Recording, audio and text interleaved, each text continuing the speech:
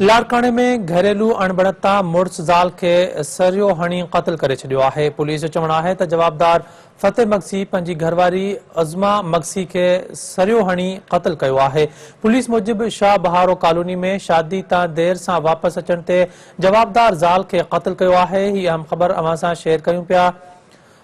लाड़काने में घरेलू अणबणता मुड़स ज़ाल के सरियो हणी क़त्ल करे छडियो आहे। पुलिस जो चवण आहे त जवाबदार फतेह मक्सी पंहिंजी घरवारी अज़मा मक्सी के सरियो हणी क़त्ल कयो आहे। पुलिस मूजिब शाह बहारो कॉलोनी में शादी तां देर सां वापस अचण ते जवाबदार ज़ाल के क़त्ल कयो आहे।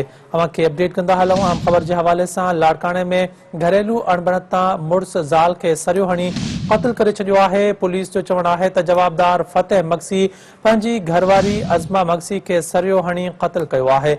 पुलिस मूजिब शाह बहारो कॉलोनी में शादी तां देर सां वापस अचण ते जवाबदार ज़ाल के क़त्ल कयो आहे।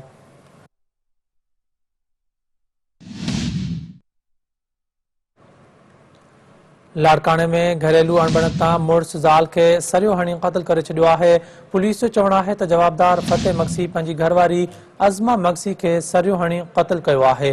तफ़सील मालूम कंदासीं सिंध टीवी न्यूज़ जे ब्यूरो चीफ ज़फ़र अबड़ो खां। ज़फ़र, आगाह कजो, घरेलू अणबणता मुड़स ज़ाल के सरियो हणी क़त्ल कयो आहे, छा अपडेट आहिनि अव्हां वटि? जी बिल्कुल ही लाड़काने शहर के हेदरी थाने के हद जो इलाइक़ो आहे शाह बहारो कॉलोनी में जवाबदार उस्मान मक्सी पंहिंजी घरवारी उज़मा के सरिया छुरियूं हणी क़त्ल कियो आहे। अहिड़े वाक़े खां पोइ पुलिस जवाबदार खे गिरफ़्तार करे वरितो आहे, जेको लाश पोस्टमार्टम कराइण खां पोइ वारसनि जे हवाले कई आहे। ज़फ़र अबड़ो, अपडेट ॾियण लाइ वॾी महिरबानी अव्हां जी।